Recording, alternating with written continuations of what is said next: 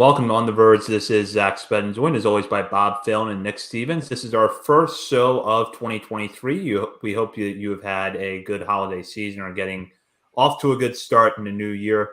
And now that we're back from our break, we've got a pretty busy show to get into tonight. We're going to talk about our breakout candidates for the 2023 season, who we think who could rise up the ranks as far as pitchers and hitters are concerned in the Orioles farm system. We'll also get into a couple of moves that have happened since our last episode, including the trade that brought James McCann to the Orioles to be Adley Rutschman's backup catcher next season.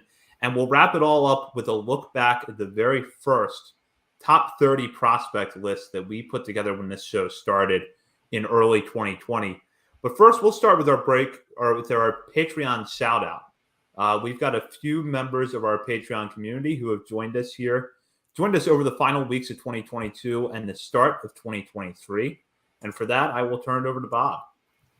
Yeah, I guess our plan to roll out our off-season review series into a daily countdown of our top 50 prospects has really inspired some people, and we appreciate that. So if you're interested in seeing that as it progresses here in the last month or so of the off-season before pitchers and catchers report, please do so. You can find the link in the show notes below. But the new guys in town are David Schwartz, Ken Pearson, Ray Wilcher, and Stephen Hogan. Thank you guys so much. All go right to AA, so right on the cusp of the majors. Thank you for your support. And as a reminder, we are rolling out our top 50 prospect list player by player on Patreon over the next few weeks before the full player reports are published over at BaltimoreSportsAndLife.com. And we'll, of course, have a breakdown on air now. As a transaction that came up today, we're going to talk about a little bit later on. Things could be a little bit fluid with our top 50 list between now and when pitchers and catchers report. But of course, we'll address that as the time comes. We'll start now, though, as our breakout candidates for the 2023 season. And over the holiday, we had kind of an informal Twitter poll of who our listeners thought were going to be the breakout candidates. We got a wide variety of names. And then we thought, you know what, we should talk about this ourselves and talk about who we think are breakout candidates for this year. And the way it works is we each picked one player and one pitcher who we think are going to take a big step forward. Now, the criteria of breakout candidate, I should add, can be a little bit of a gray area. Turns out nobody knows. Yep. For some, it could be a player who doesn't get enough national recognition, i.e. not in top 100 lists, that's going to start getting that this year.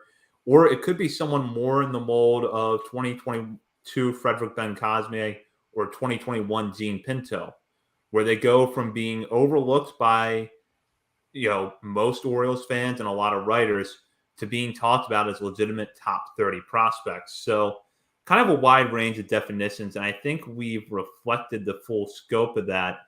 And I'll start with Nick because I think that his two candidates in particular are pretty interesting. Yeah, I'll go hitter first. I kind of talked about him on the last episode that we did, our year in review show, but I'm going to bang this table as much as I can before the season starts and hope I'm right here.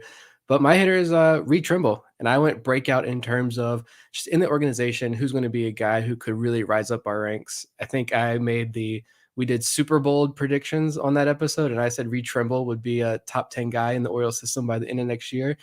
Obviously, that's super bold. I don't think it's going to happen, but I do think he has a really big season.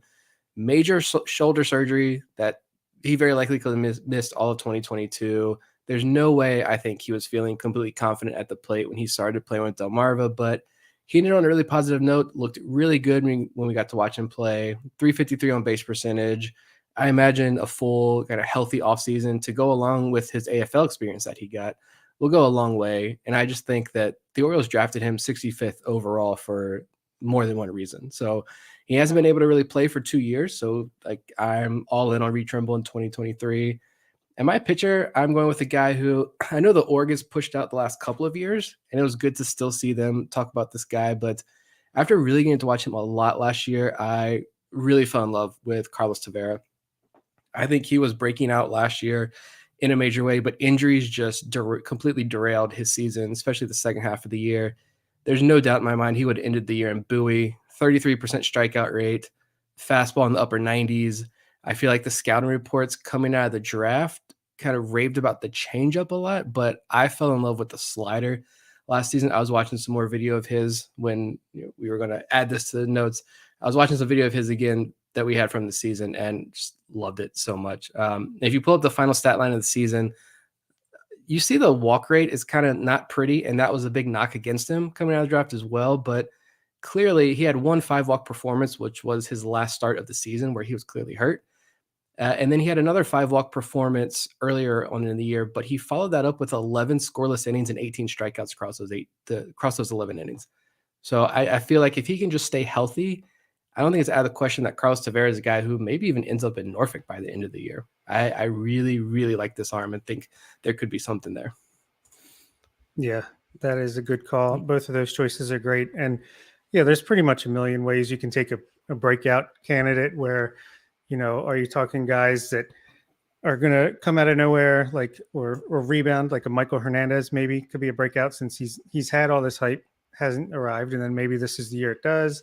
Or, I went with the approach of these are the guys who could be like the big time, get on the radar, the upper top 5, top 7 of the prospect rankings by midseason. And for my hitter, I went with Kobe Mayo, guy we just had on the podcast last month. I just think I could see a path where he is the Gunnar Henderson of this season. If there's going to be one every year, that'd be amazing. But I think him or Darryl Hernandez are the candidates to do so. Just so happen to have him on pretty much back to back in December. Young guys, but I'm going with Mayo here. He's just turned 21.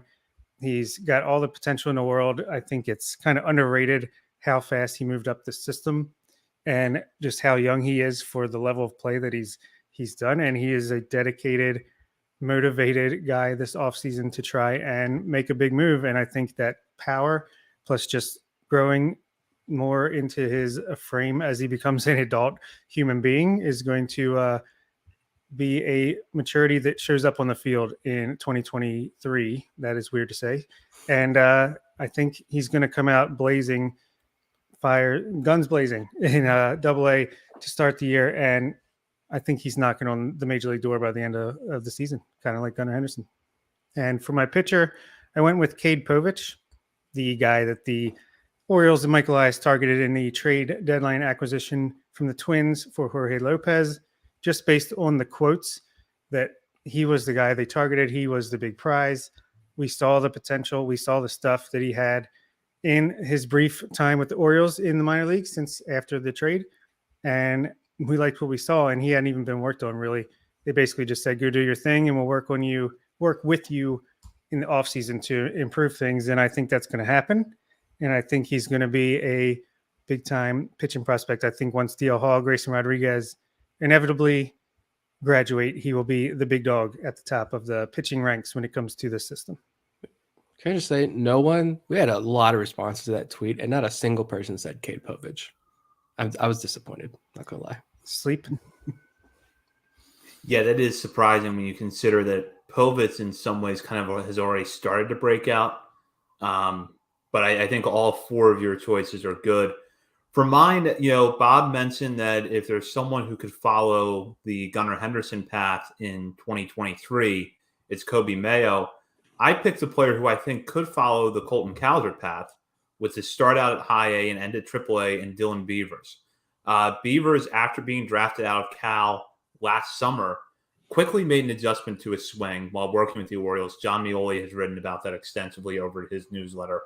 But that adjustment had pretty immediate results for him, and it really worked out.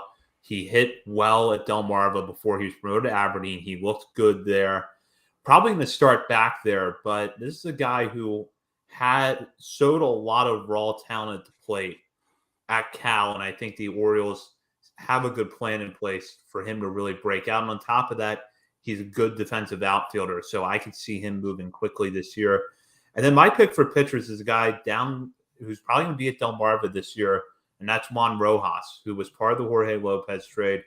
Rojas, I think, was sort of not seen as a throw-in necessarily. I don't think that would be fair to say, but I think we had the least amount on Rojas because only 18 years old. He was in the FCL at the time of the trade. And in fact, he finished out with the FCL Orioles.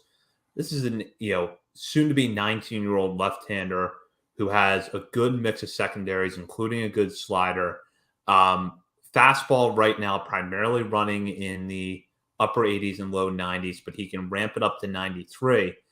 And I think that if you look at how the Orioles have worked with other left-handers in the past, including John Means, one of the things that we know that the Orioles know how to do is teach the changeup. And if they could work in with Rojas' slider, he can seize that pitch improve. Maybe you get a little bit of a velocity spike.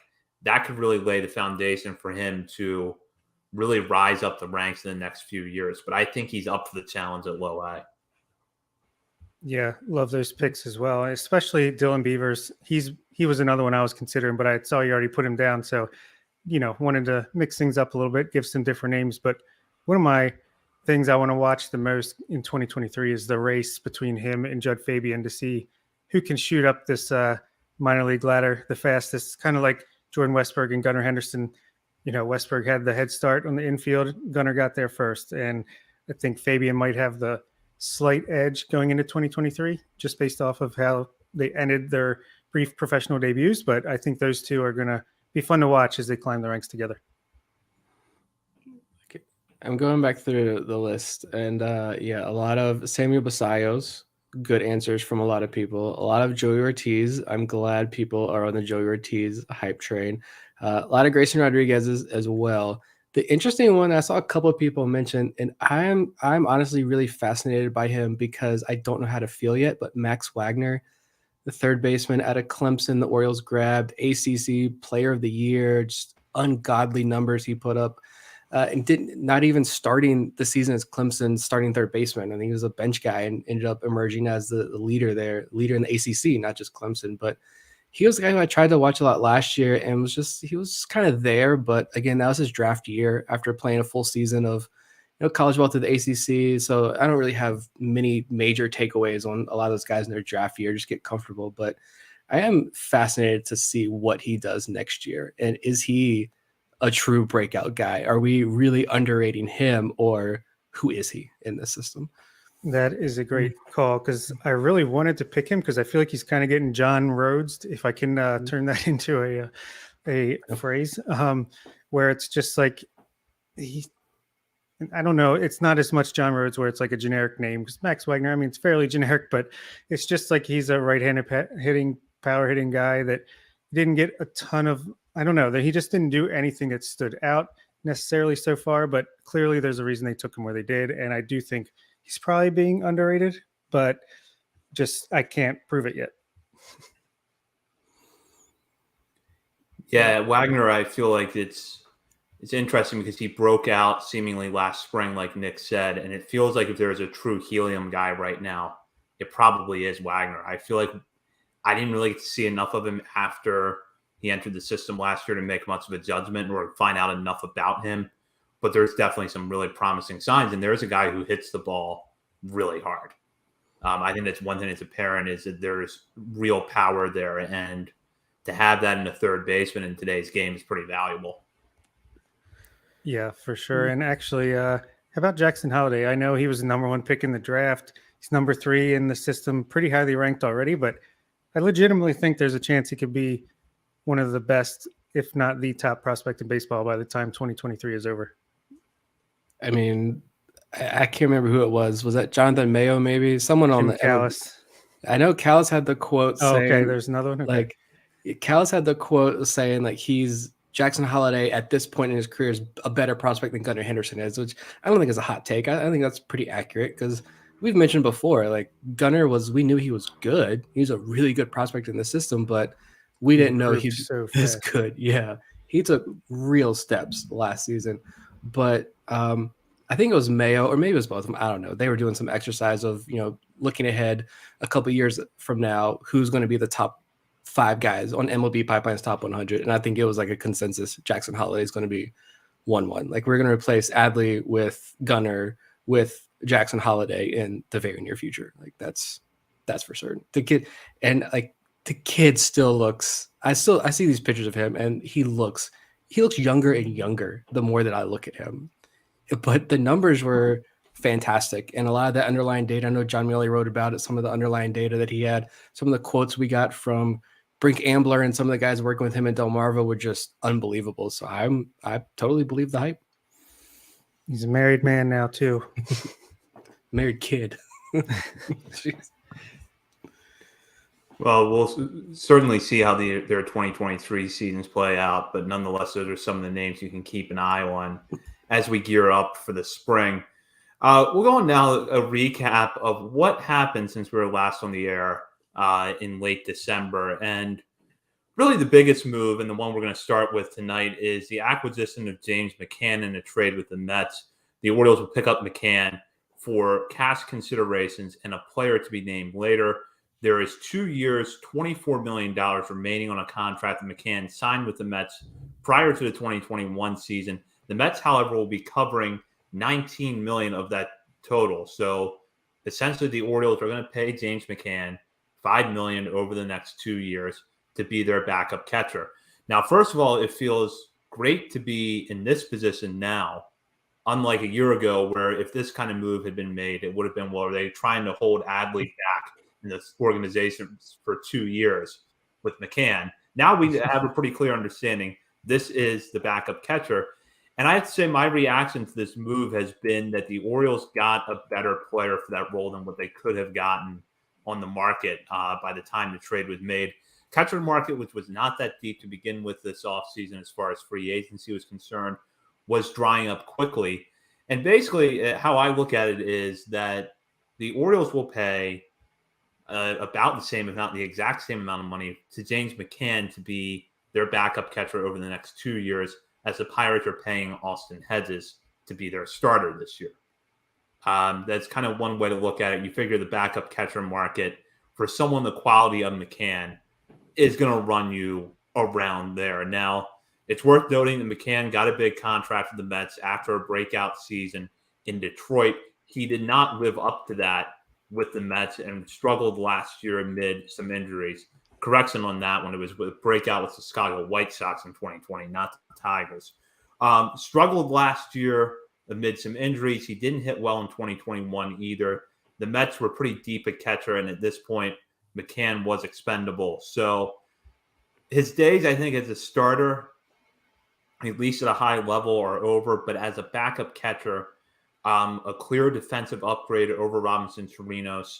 And although the bat has dropped in production a little bit, McCann has historically hit left-handed pitching well. And if there's one flaw you could probably find in Adley Rutschman's game last year, he didn't really hit that well from the right side of the plate. So the Orioles do have another option they can roll out against left-handers. So, Bob, I'll start with you on this. For what this move is, which is basically kind of a low-risk way to bring in a backup catcher, what are your thoughts on it? You know, when I first saw it announced, I was like, okay, I guess, that works. You don't have to, especially when I saw how much money was getting picked up. I'm like, yeah, that works.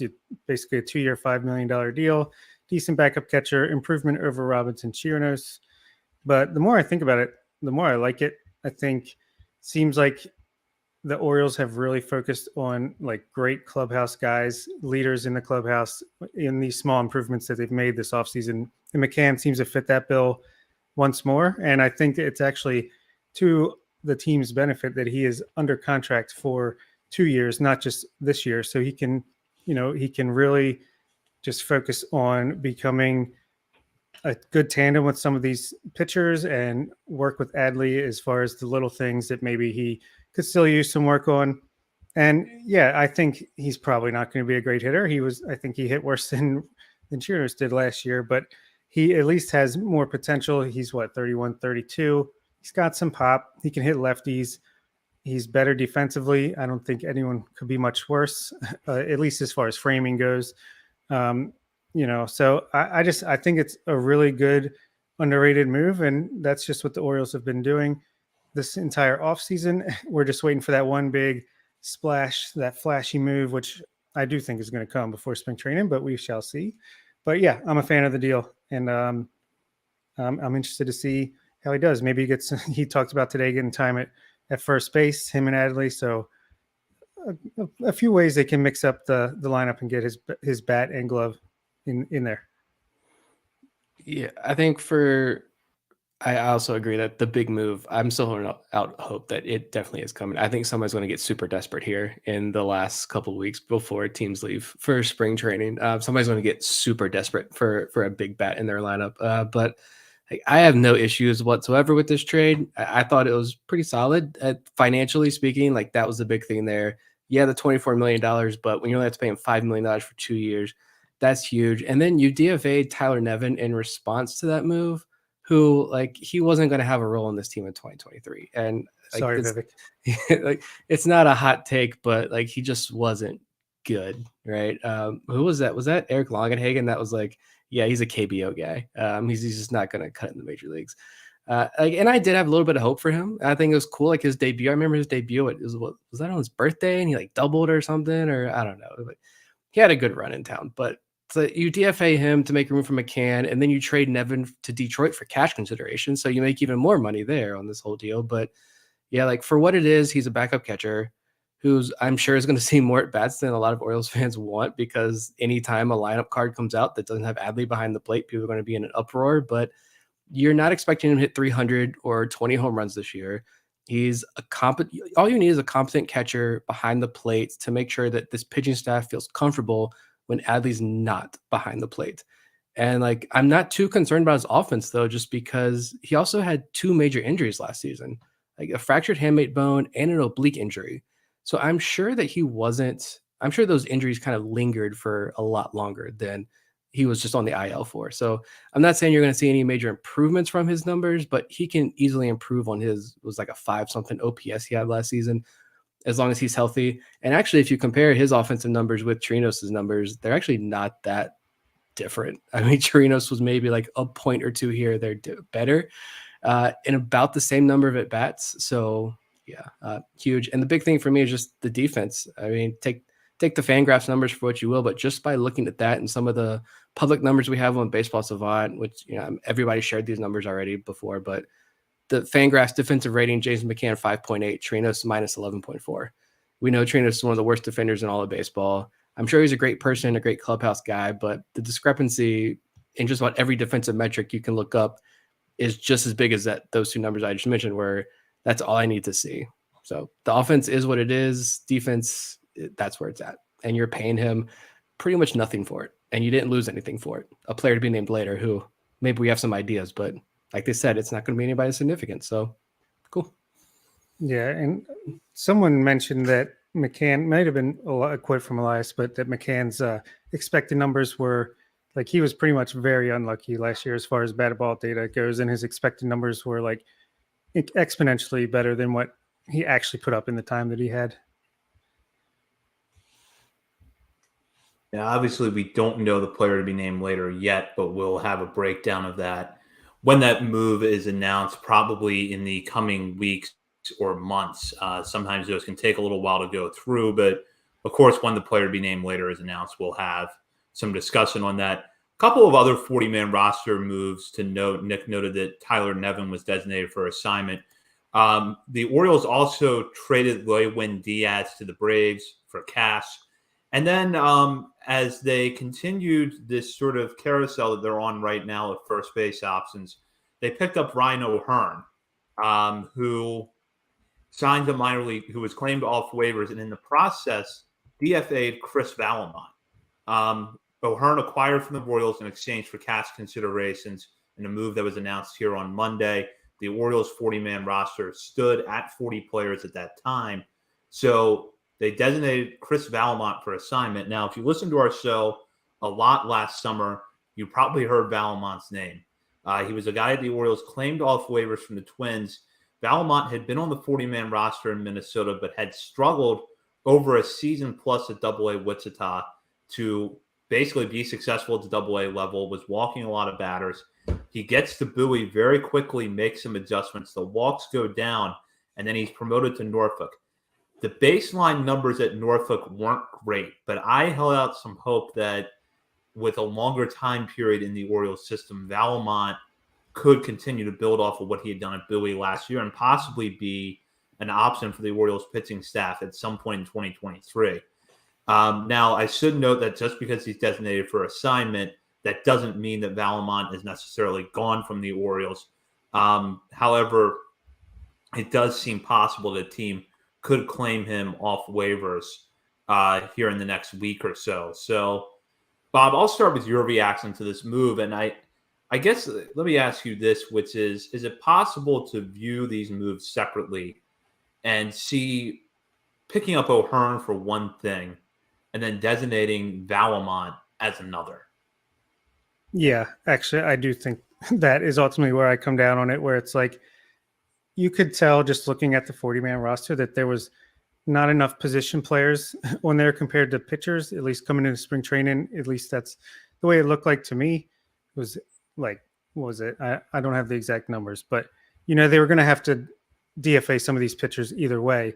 And I wonder if this is just like, we're going to have to do it anyway. Maybe we can grab O'Hearn while he's available and then pass him through waivers as well at a certain point. I don't know, but my first reaction was, ew, like not Ryan O'Hearn. As soon as I saw he was DFA'd, which such a weird circumstance where the Royals like offer him arbitration. I think they settle on like a 1.4, 1.5 contract, and then they DFA him anyway, like a week or two later. Super weird. As soon as I saw that, I was like, oh, don't tell me the Orioles are about to grab this guy. And of course they do. And of course it's one of our guys, Chris Vallemont, who gets DFA'd in his stead. Hopefully, like, it's more, it doesn't bother me that they grabbed O'Hearn. Honestly, I mean, whatever. He's going to be just like Lewin Davis. He's going to be churned like the Hanser Alberto. He'll be DFA'd and claimed by a million teams. So hopefully, you know, they DFA him in the next day or two, week or so, and then he'll make it to AAA or whatever. But what hurt the most was, and that's a song, that Chris Vallemont was the guy that gets the waiver, and hopefully he passes through, because like you said, I think he's got a big arm, talented arm, good breaking stuff. I actually think he's still got starter potential, but worst case, I think he could be a nice, if he ever got his command in check, he could be a pretty nice middle to late end reliever on this bullpen. And this team has proven that they could improve command. Look at Felix Bautista, even a guy like Keegan Aiken. So yeah, hopefully he stays in and he still gets that chance. I think it's possibly passes through, but I would not be shocked if another team with a more rebuilding phase than Orioles currently are at will take a chance on him. Yeah, I haven't looked up any Ryan O'Hearn stats. Not going to. Don't care about this. Tyler Nevin 2.0, Lewin Diaz 2.0. Like I'm not, and I'm also just not going to get worked up either way. I don't think he's going to be around come opening day, so it's kind of whatever. Which is why, if the organization thinks he can serve some purpose, some role that they feel like they need at the major league level, fine, go for it. Like I trust this organization's analytics and what they're looking at a lot more than what I have never looked at with O'Hearn. But DFAing Vallemont did kind of sting just a little bit, but I completely understand why you want to do it. Like he did have a few impressive starts early on in Norfolk. And then I got excited. I remember watching some of those early starts and getting excited. Like he's going to prove us right here. He's really going to take off in AAA. And then he was kind of up and down, and I never really viewed him as a starter either. I agreed with Bob's point there. Like I kind of viewed him as this another tall, powerful righty that you can deploy in the later innings. But I think just him being on the 40-man kind of hurt, because you need those spots. You needed some more bats. And then you look at the rest of this 40-man and the pitchers on this 40-man, like Noah Denoyer, like we love him, but he's not going to contribute at the major leagues this year. I would highly doubt it, at least. Maybe by the end of the season, spot starter, maybe a bullpen appearance or two. Drew Rom, best case scenario, he comes up midseason. Like Seth Johnson's stuck on the 60, or he's stuck on the 40-man right now until they can put him on the 60-day IL and open up a spot. But you got a lot of guys on that 40-man who are not or cannot contribute to the major league roster this year. So Vallemont, I think, got the short end of the stick there. I'd be a little bit more ticked off if it was, a Logan Gillespie or a Nick Vespi, a guy who has shown that they've got something in the major leagues. Vespi's had success Gillespie, I think, continues to be an underrated guy. I was surprised the Orioles didn't use him maybe a little bit more last year, but I think he's still someone with a little bit of upside. We know the data on him is really good, and the organization's was at least going into last season pretty high on him. So it's Valamont. He's got a long way to go, I think, to get to the majors, but I do hope he sticks around. I don't think the odds are very high. I think another analytically inclined team rolls the dice on him for sure. Maybe it's Detroit, since they want to roll with Cody Sedlock and Brendan Hanafy and Tyler Nevin. Maybe they roll with Valamont as well. But yeah, it's fine. It's Valamont. I don't think the odds were super high that he ever became a big time major league contributor, but he was an interesting arm, I think, to see what the Orioles could have gotten out of him. And as the Orioles are getting good, I mean, this is a problem good teams face, where 40-man is filled with guys with either that are good or they have a chance to be good, and you're going to have to get rid of some of them eventually. I mean, what are your other options? Spencer Watkins, which I don't know if you can DFA a guy like that who just improved so much from 2021 and can be a guy that can just sit in Norfolk and you can depend on 5 or 6 innings from if you need a starter. Maybe Yennier Cano, but you just traded for him. So do you really want to get rid of him that fast? So yeah, I feel like if it wasn't going to be now, it was going to be whenever the next move or two was made, maybe a Joey Crable, but even he had some value at some point last year. So it's just tough. Hopefully he passes through, but it is what it is.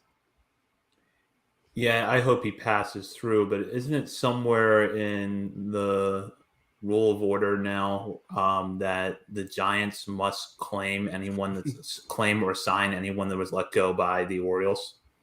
Yeah, Brett Cumberland represent.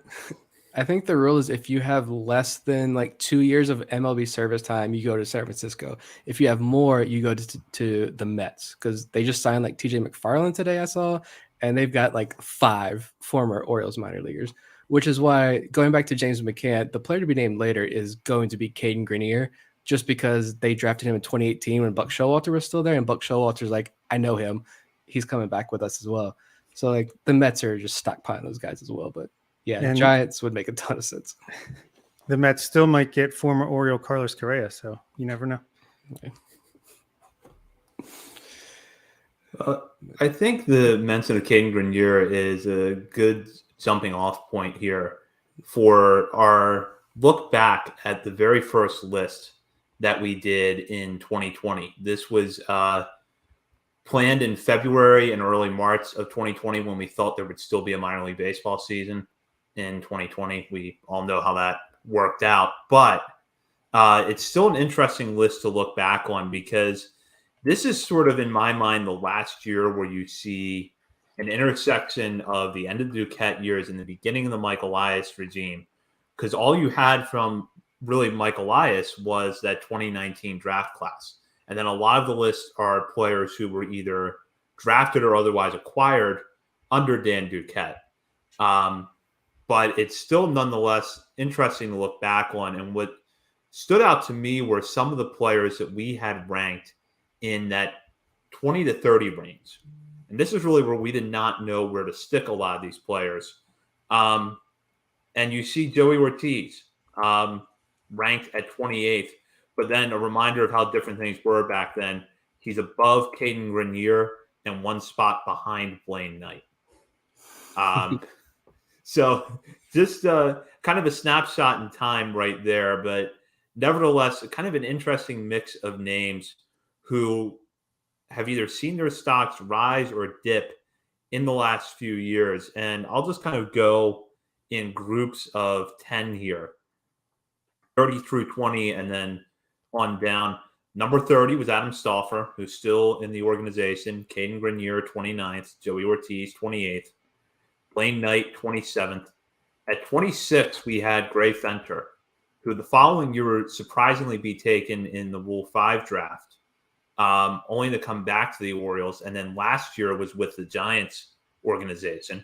Brendan Hanafy, 25th, who, as Nick now mentioned, is with the Tigers. 24th, we had Zach Watson. 23, Daryl Hernandez. 22, Cody Sedlock. 21, Ryland Bannon.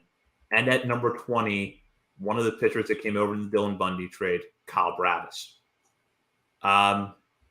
So this was before Bradis got a lot of attention, but it's a guy now that obviously stands out as being a little underranked. But that's kind of where the industry consensus was with him after he came over from the Angels. So looking at this part of the list, Nick, first of all, what do you remember about having to put together, let's say, the last 15 spots on the list, and how do you feel about it now? These are some names. I wish we could go back like 5 years. We were doing this to compare that list because I'm sure that would be even more unbelievable. But yeah, I think Stauffer had his fans among the Orioles fandom who really followed the minor leagues and were knowledgeable followers of the minor leagues. I know Bob's still a fan, but like he had a good following, and I believe like he was even a top 30 guy, national list as well at times, if I remember it correctly. He's 6'7". I mean, the guy was a monster. He had just dominant numbers in the lower levels of the minor leagues. And now you read his report. I think last year's preseason list on Fangraphs was like Eric Longenhagen's like, I think the direct quote was, "I don't know like how he does this. Like he pitches well, but like I don't see anything in the data that tells me he should be pitching this well. He just does it." Nasty curveball. He still does. He's still alive, still kicking, still pitching in the system. But that was an interesting one. Caden Grenier, I think, just kind of, it's fun reading like what you wrote about him here too. Like Caden Grenier, nothing changed there. He is who he is. But now he was the fifth? That would put him fifth shortstop on this top 30 list. So the fifth ranked shortstop in the organization at that time. Now, like I would not put him in my top 10 shortstops in the Orioles organization, to be honest. Like elsewhere, Blaine Knight, I was a big Blaine Knight fan. I thought, even though he's a stick figure, I thought he could just good strikeout numbers. I thought he was going to give me a little bit more, but he really kind of fell off late last year. I think the beginning of the end for Blaine Knight was when the three of us went and watched him pitch in Bowie. Actually, after that, I don't think he was ever the same. Elsewhere, I mean, it's Zach Watson. We think we did. I like to be in that high on him at that point. And I think we kind of mentioned in the write-up, like, hey, watch out for this guy. And then he didn't break out in 2020 because he didn't have the chance. But 2021, he did hit, 20 home runs and had a bit of a breakout. But last year, took a big step back. For me, it's interesting to see Kyle Bradish there at 20. I know for me, I didn't really know what to do with those guys because every report you read, none of these guys had pitched except for Bradish, but no one else in that trade had experience because the Angels sat them all their draft year. But everyone was like, well, this is a quantity over quality trade. All four of these guys are relievers. Bradish doesn't have the command. This list was put together before we had what's his name from Baseball America. I don't even remember his name. On is like Bradish does nothing. I saw him in 2019 and he was terrible. And now he's one of the top starting pitchers on this team with the arrow still pointing up. So it's good to see that. It's the hits and misses. I think if there's one guy in this bottom 10 that I was probably a lot higher on than anyone else, it probably would have been Cody Sedlock, to be honest. I thought for sure that and reading what was that John Muley too that came out and had a little bit, he dug into Cody Sedlock's story, and Sedlock, the previous regime had no clue what was going on with Sedlock health-wise. Like he needed thoracic outlet surgery. He gets that. He comes back from that. He's throwing 95, 96 miles an hour, good curveball, pitching well in Bowie. And I thought for sure this guy is going to carve out a role in the major leagues as a reliever. I truly believed in his stuff, and it just didn't work out. It was cool. He got his MLB debut with the Orioles, but now he's in Detroit and see what he can do. But the bottom 10 of this list was interesting. A lot of guys that I was high on, and now they're struggling to hang on in baseball. Yeah. I mean, the thing that stands out for me with Kyle Bradish is in this write-up, Bradish sits in the low 90s with his fastball. Well, now he sits like 97 as a starting pitcher in the major leagues. So clearly him and the Orioles did a great job developing the talent that was latent there. And what really stands out to me is this is 2020 before the shortened draft, free agency after the draft, another international class or two, and another draft in 2021. So if you fast forward to like August 2021, after that draft, this group of Rylan Bannon, Cody Sedlock, Brendan Hannafy, Gray Fenter, Blaine Knight, Caden Grenier, Adam Stauffer, these are guys that are like 35 to 50 range in the same exact system like a year later, where they're at the bottom of the 30. So it's just remarkable how quickly, and nothing really changed from them from that time to there as far as like their performance and prospects. But Elias and company were just able to really fill this system with depth so quickly that they kind of phased down naturally. And Daryl Hernandez, who is 23 here, he also floats down with the depth that comes in, but now is shooting his way up. So it's just cool to see. And Joey Ortiz, this is pre-muscle adding, pre-breakout 2021, pre-break literally his injury. But just cool to see his name on this list as well. But just goes to show how quickly that this system has improved. I remember, and I think you guys might have been in the same boat, struggling what to make of Ortiz and Watson, especially Ortiz, because we had kept hearing that glove first shortstop label over and over again. And you saw the reports. It was, he hit well in college, but he played, at a hitter's park in New Mexico. What you saw at Aberdeen last year was not that impressive. That was when Aberdeen was short season A still. And I just remember it's like the Orioles have so many players like this because they have him, they have Caden Grenier, and they have Mason McCoy, who at that point was actually seen as a guy that might be on the verge of breaking out. And didn't, self-references there. But, it's interesting now to think that was a struggle, but that's kind of where Ortiz was as a prospect at that point. No one really knew. I think that basically the book on the report or the book on his offense was going to draw a lot of walks, has a good plate approach, doesn't hit the ball hard. His defense is what's going to have to carry him. And he completely flipped that script. Yeah, going back and like listening to that and reading that right up again, I'm getting a lot of Caden Grenier without the strikeout issue vibes from that version of Joey Ortiz that we thought we were getting. And yeah, like what were those numbers in New Mexico? How would they translate to the big leagues? Because you heard that with Nick Gonzalez as well. Same thing. It's like, yeah, they put up astronomical numbers in New Mexico, but they're playing at like one of the highest elevations in the entire country as far as college baseball is concerned. So yeah, it's really amazing to see his rise through the system. And now you mentioned Mason McCoy too, man. I remember early podcasting, like Mason McCoy should be on this major league roster and he's got a role and he can be that glove first guy. And yeah, he's in Seattle's organization hitting like 20 home runs now apparently, but playing out there in the PCO. But yeah, it's really cool to see the rise for Ortiz and Hernandez, and the fact that, and Hernandez talked about this when he was on, like you've added Gunnar Henderson has become who Gunnar Henderson is, but you've added Jackson Holliday, you've added Michael Hernandez, you've added Leandro Arias, Edwin Amparo, you've added so many of these more of these middle infielders. Frederick Ben Cosme has come out of the woodwork. So many of these other guys have entered the system and are starting to rise up the ranks, and Ortiz and Hernandez are sticking like one step ahead of most of these guys, and it's cool to see their development over the last couple of years as well. Yeah, I also think it's interesting to note the way we did this was different than the way we do it now, where we come up with our own individual lists and then tally up the stuff and see where they fall. I think we actually all got on a call with Stephen Loftus and decided, okay, what are we going to do from here? And we kind of went step by step and just tried to do a consensus thing, but just interesting how it's evolved over the years.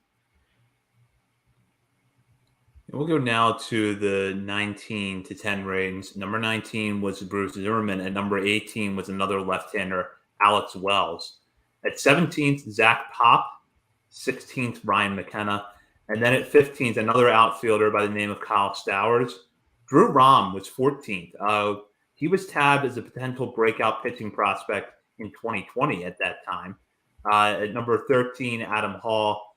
12th, Hunter Harvey, who was on yet another leg of his 6-year tour on Orioles top 30 prospect list.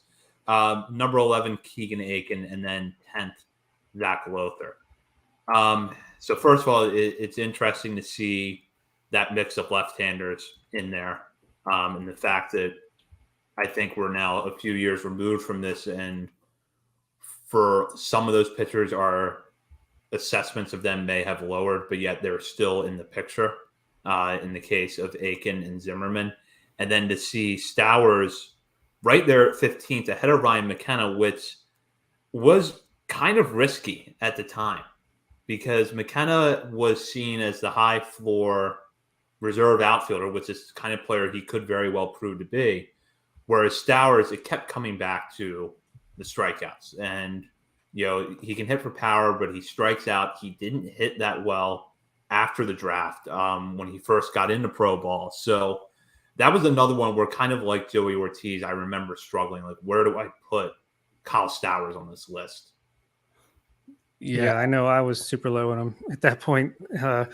Unfortunately, can admit when I'm wrong. But the thing that this little section of the list tells me about where the Orioles are is that they're much better at developing the guys that they targeted to bring in rather than just the guys that happen to be here. Like, look at the guys who they inherited: Bruce Zimmerman, Alex Wells, Adam Hall, Hunter Harvey, Keegan Aiken, Zach Luther. They kind of fell off. I mean, Aiken had some success last year, and Zimmerman still has a chance, but they didn't really, thrive the way that Kyle Stowers and Drew Rom to an extent did, and Zach Pop. That one still hurts to lose him. And even, Ryan McKenna was here, and he's basically just reached his floor of a fourth or fifth outfielder. But I think, to me, it shows this player development. They know what they want to do, and just let them bring in their own guys rather than trying to force a square peg into a round hole. Yeah, I mean, we mentioned there in the write-up, and I think that was consensus thinking with McKenna. He's a fourth outfielder that adds defense and some late game pop, make things interesting, and I think that's what he does. So the role he's carved out for himself is being a guy who's a fringe top 20 prospect in that system, even in this 2020 ranking. Like, that's a solid career. I think he panned out pretty well. I was hoping more, at least one of these guys would truly break out among the Zimmerman, Wells, Aiken, Rom, this group of lefties. Although it was good to see that we've been consistent with Drew Rom, having him above all these other lefties, saying his ceiling is higher. That's proving to be true here. Wells, for me, like Bob mentioned, being lower on Kyle Stowers, and that for me it was always like the power. Like I just could not ignore that. I was a low guy on Wells. I remember being super stoked just seeing the numbers that he would put up in the lower levels of the minor leagues. And I remember when he finally got to Frederick, and that's like an easy hour, 45-minute drive for me. So back when I was teaching, like summers were, I didn't do anything over the summer. Apparently teachers do like professional development stuff over the summer. I did not, which is maybe why I'm not teaching anymore, but whole nother podcast. But like it was an easy drive. Frederick played Salem a lot. That's like a 45-minute drive for me. And I remember being stoked about seeing Alex Wells for the first time and going up to Frederick. And I think he pitched against Charlotte's high A team. And I think at the time, like Luis Robert and some other, they had a stacked high A team, and Alex Wells got rocked. I went a couple weeks later, he got rocked again. Went a couple weeks later, he got rocked again. And I know that was Frederick, and we always kind of joked like we're kind of a little bit happy that Frederick's not an affiliate anymore because pitchers just got destroyed up there pitching in that ballpark. But I couldn't see it anymore with Wells. And unfortunately, he's not in the organization anymore. But yeah, it's good to see Rom still sticking around. And I think the big miss here was like Adam Hall at 13. I don't know what we were thinking there. That's a rough one to look back on. I remember thinking, man, this guy, he's super young, super fast, hits for a better average than you would expect. If he can stick at shortstop, he gets on base. I don't know. It was you learn from your mistakes. Let's say that. Yeah, I remember when Rom was at Delmarva in 2019, hearing a lot of positive reports about him and feeling like it was probably the correct move to put him ahead of at least Wells and Zimmerman at that point. And in hindsight, I wish I'd put him a little bit higher. But I feel like I got that. But then with Hall, it was the same thing. It was all of these positive reports. And it's just like all he has to do is get a little bit stronger and hit the ball harder and watch out, because he's a guy who can stick up the middle, like Bob said, elite speed. And it just didn't work out. I don't think he's been fully healthy the last 2 seasons, and that is part of it. But the bat just has not developed the way that you would hope it would. And it's really hard now, I think, to be a speed first utility guy that sticks around the major leagues. And Hall has sort of now, if you have a ceiling for Adam Hall, it's probably where it is. But at the time, it almost looked like if this guy starts hitting the ball harder, that's a possible table setter at the major league level who's going to play both sides of the second base bag pretty well. This is going to sound insane now, but I was thinking, could this be our Trey Turner coming up here? Had that was the idea, but no, definitely not. I mean, he was extremely fast on the base path. And I think for a while that he was like the fastest prospect in this system. And yeah, just no power though. But I thought maybe, he gets a little older and he played high school ball in Canada. Didn't he grew up somewhere else? He didn't grow up in Canada though. I think was originally maybe from somewhere else. I want to say somewhere maybe. I can't remember, but I feel like I remember saying like, all right, he's not playing the best competition up in Canada. He's going to get down here. He's going to be a late bloomer. It's all going to pan out. I'm pretty sure I jumped on Locked On Orioles at least one time and hyped up Adam Hall. In the write-up, it even says like he might be the most polarizing prospect in this range because of that. Like a lot of people just did not like him, and a lot of people, myself included, and I tried to push that agenda, and that was a bad move on my part. So I apologize for that one. So Hall was born in Hamilton, Bermuda. Bermuda, that's right. Okay, not the Midwest. So before we move on, seeing Zach Pop at 17 stings just a little bit. Still does, yep. And I'll just say on air that has been the move of the Mike Elias era that I have liked the least. And I think that if you had to, and the fact that these are the two worst moves so far, I think speaks highly of the organization. But the two worst are probably the Mike Yastrzemski trade and not protecting Zach Pop before the Rule 5 draft. The Yastrzemski trade, though, at the time kind of made sense because Yastrzemski was in an area where the Orioles actually already had some depth, which was the outfield. And he was a guy that I remember routinely getting, labeled as too old for the level everywhere he went. And he's one of the reasons now why I'm a lot more cautious to stick that on players.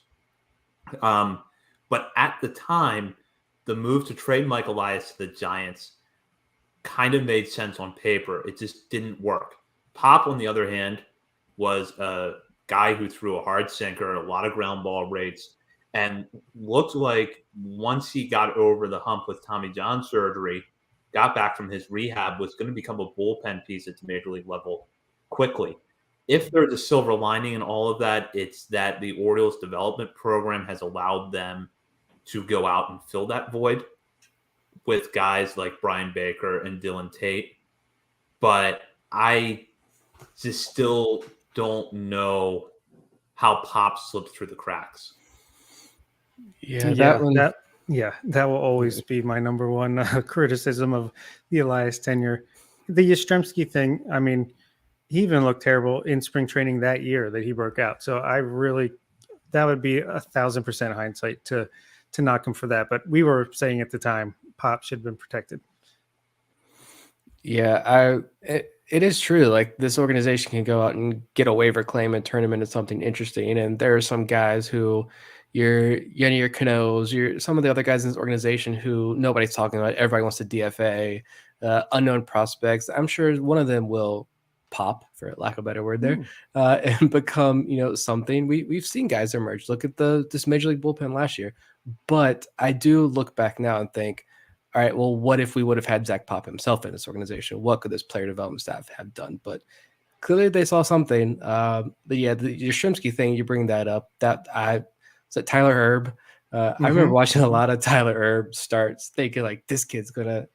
Maybe he's something. He never was. I don't even know where he is now. Maybe Seattle, I think last time I remember. But yeah, the Yastrzemski deal, I think Vivek had the comment there. He was Rule 5 eligible 3 times, and 3 times everybody passed on him.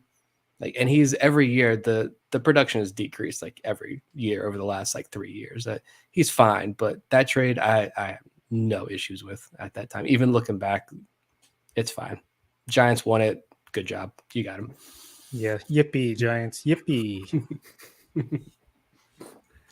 We'll move on now to the last 10, which is where some of the big names on this list are, but also some guys that have really dropped off in the last 3 years. Number 10, Zach Lothar. Number 9, Michael Ballman. Number 8, Dean Kramer. Number 7, Gunnar Henderson. Number 6, Austin Hayes. Number 5, Yusniel Diaz.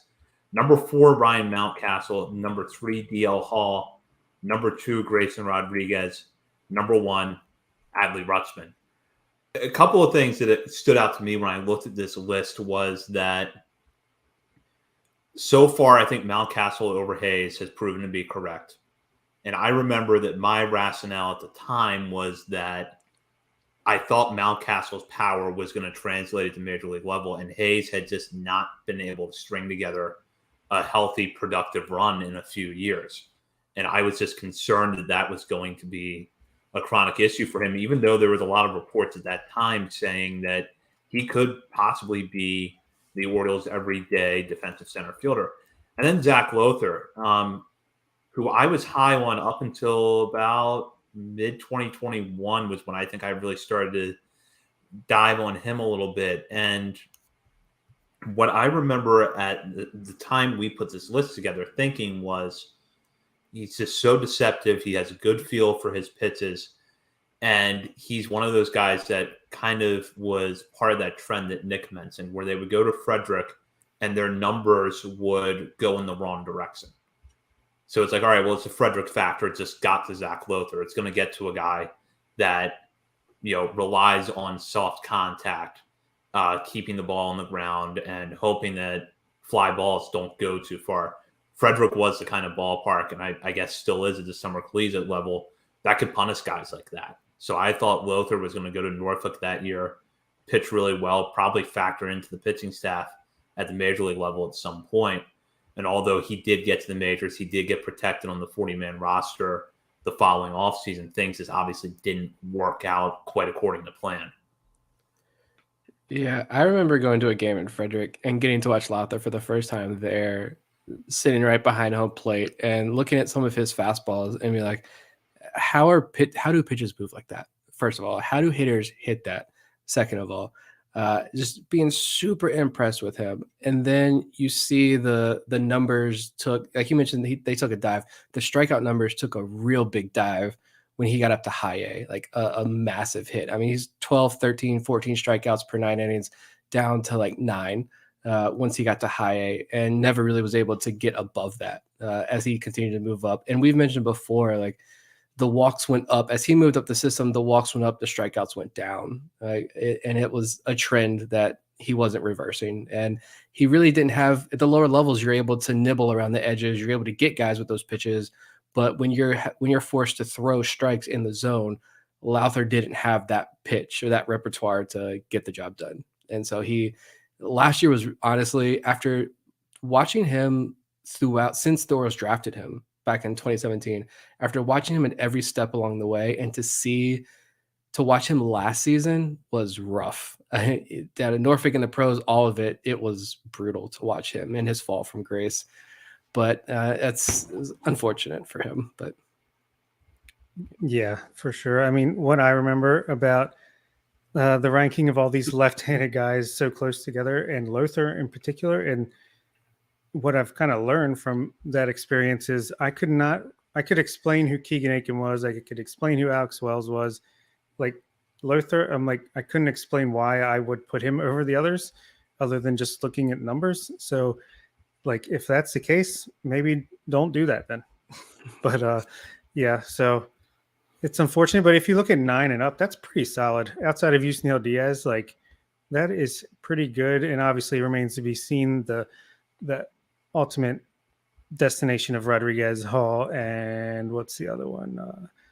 Ballman. I mean, he could be a good bullpen guy, but I think that's a pretty good hit rate. Maybe 7 out of 9 in the top of your prospects rankings. If they're going to make it to the majors and contribute, you'll take that every time. I will still contend personally. I think having Yusniel Diaz there at 5 ahead of Austin Hayes, and I mean having him ahead of Gunnar, we didn't know anything about Gunnar at that time, so that's excusable. But having Yusniel Diaz ahead of Austin Hayes, and I think looking back at the Kyle Stowers write up, mentioning Kyle Stowers as a possible starter in the major leagues with Austin Hayes and Yusniel Diaz. Woof. But like I will contend that having Diaz ahead of Hayes, honestly, was, in my opinion, a solid take, because I just think that Diaz, and I will say this forever, forget about the fact that he was supposed to be the headliner of the Manny Machado trade. The Orioles butchered that textbook example of how not to handle your franchise player.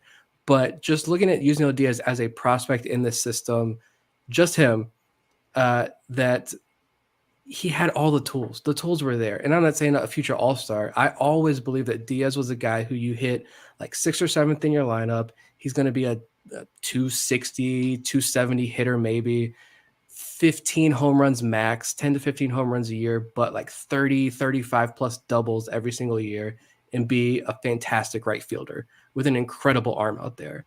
It was just the health. Yeah, Vivek's comment, health is a sixth tool, and it is very important because it was never there. How many times did he come out of the gates over the last couple of years like scorching hot, and you're like, what if he stays healthy? And just like that, he pulls a hamstring. Every time he ran out a ground ball, I'm like, please stop running. It's a ground ball. Just go to the dugout because you're going to pull a hamstring. He did eventually every single time. But yeah, I still contend that Diaz, like the tools were all there. It was just health. And there's some other things too, like that got exposed as he climbed up the ranks and was in AAA, but he was just never healthy enough to work on it at the plate with real life at bats. But unfortunate story there. Yeah, it's hard to believe Austin Hayes was still prospect eligible, to be honest, at this point. And the cool thing is, and sorry, Zach, for interrupting you there, but by the time May or June 2023 rolls around, I think the only guy on this list who will be eligible will probably be Drew Rom. Like that's the highest. They'll all be graduated, lost prospect eligibility. So that's something in and of itself. Yeah, going back to the Diaz thing, I think that was probably the correct take at the time, because Diaz just had what looked like a more well-rounded skill set. And although he had missed time because of injuries in 2019, we didn't have quite the track record yet like we had with Austin Hayes as far as injury concerns went, or at least it didn't seem that way. And then I think that, not getting up to the majors in 2020, we didn't get to see Diaz then. And then 2021, he was never healthy. 2022, he struggled to stay healthy. And by that point, so many outfielders in this system had surpassed him. So really Diaz, I think at that point, based on what we knew, I think we were right, but it just didn't work out because of health. And then Gunnar Henderson, one thing I do like in our report is that we were pretty adamant he was going to stick on the left side of the infield somewhere and would be good on the left side of the infield. Yeah, that's still a big conversation to this day. Like where do the Orioles put Gunnar Henderson? They put him at short, they put him at third, and to this day, I don't really care. He's going to be great at either position. He's got the arm strength for both. The accuracy improved tremendously last year. I think that was the issue in 2021. It wasn't the arm strength, it was the accuracy. He improved that in a major way last season in AAA and AA as he climbed up all the way to the major leagues. But yeah, whether he moves at shortstop or third, I don't think it's an indictment on any of his abilities, his physical features, or any of that. I just think they've got a luxury here with Henderson that they can put him at third or short, whichever makes this infield better. And if it's Mateo at short and Gunnar Henderson at third and Frazier at second, Mountcastle at first, if that's the opening day starting infield, I'm fine with it. If it's flipped elsewhere, I'm fine with it as well. Wherever you put Gunnar Henderson, he's going to excel defensively.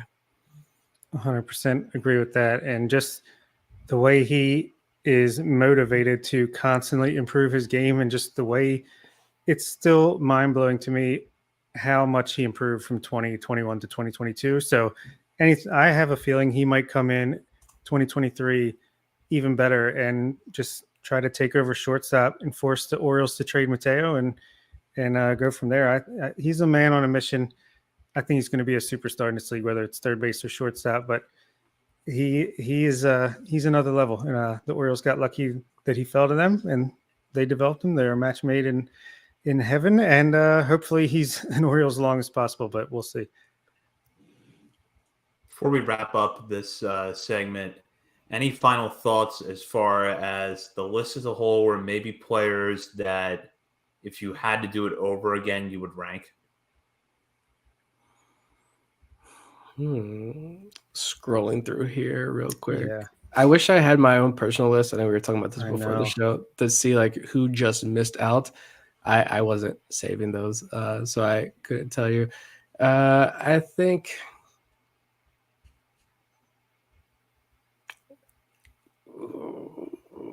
it's hard to come up on the spot here. I don't know.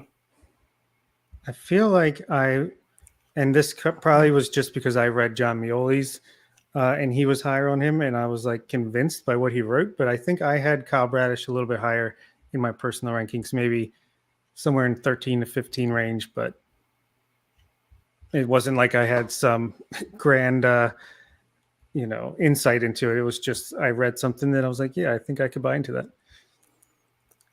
I think here with this list, the thing stood out to me was the 20 to 30 range. Going back to that, it was like for me, it was a few guys here that I was just kind of like hanging. I don't know. The whole point of that we try to push out a lot. It's like scouting the stat line, and with Gray Finter, with Blaine Knight, I think that was too much. Just like looking at those low A numbers, looking at the high A numbers, seeing how good they performed, but like not at that time getting enough eyes on them myself and relying on that. And so it's kind of something that looking back now, like Bob mentioned some things, looking back at the list, things you learn. That's one thing that I've learned as well too. And why in the rankings we have now, I'm more hesitant to put someone who I haven't seen higher up my list. When beforehand I'd be like, well, I haven't seen them, but look at these numbers. And that's something that I'm a lot more cautious of now. It's why I spend so much time watching these guys when we can. But yeah, that's something that I'm taking with me moving forward. Yeah, it's a great point. I mean, I used to be like, well, this person was this age at this level and put up these numbers. Well, it's not as easy as that. And I don't even know if I'd ever watched MILB TV before 2021 when I watched a bunch of it, and then even more last year. So yeah, that's definitely one thing I think, at least for myself, I've improved upon. I want to see, whether it's in person or at least on MILB TV, at least see it in action to go along with everything else. And maybe one day we'll also get those advanced metrics too, and have even more pieces of the puzzle to put together. I think for me, what I've realized in the last few years is to look at the walk rate with hitters a little bit more. And I think that if I had considered that at the time, I would have had Zoe Ortiz higher on my list than I did. I was happy when I looked back and saw that Ortiz was on my list, but he was there 29th. And he probably should have been higher even at that time because he didn't strike out a lot. He walked a lot, and he was a great defender. And I really, really wish that Ramon Urias had gotten into the system a little sooner, and then we had more on him at the time. That's a guy that I look back now, and it's like, man, if we had him where Rylan Bannon and Caden Raniero on this list, that would have been great. But we knew nothing about Urias. He came into the organization a few weeks before we published this list, and we had already been working on it. But now it's like when I look back, I think more so at the pre-2021 and mid-2020 list, Urias should be on there. But I'm like, man, if I had a time machine and can go back and do something, Ramon Urias should be on this list. Yeah. Not that there aren't other things I would worry about the time machine, but if I had to address this with that would be it. I probably even still would have struggled to put Urias really high up here just because writing so much about his brother Luis Urias when he was with the Padres organization, and a lot of people, myself included, thinking like he's a future like NL batting champion, and like there's no way Ramon Urias is like as good as his brother. Like he doesn't have that prospect pedigree, and it is fascinating to see that now like he's a Gold Glove winner, and Luis Urias is he's still in Milwaukee. Like, I don't even know like how much run he's getting in Milwaukee. Like, he struggled with the Padres. They made a good move by, kind of moving on from him, but turns out little brother was actually the better baseball player here.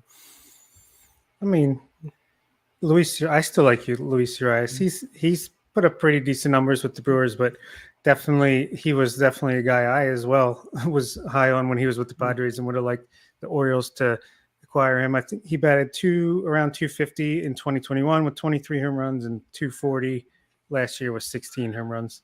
Okay. So not great, but I guess they're not so dissimilar after all. Maybe they're pretty similar indeed. Well, that does it for tonight. So be sure to check out BaltimoreSportsAndLife.com for all the latest coverage on the Orioles, Ravens, Terps, and more. And while you're there, hop on the message board and join in a discussion with fellow readers of the site as well as contributors to the site.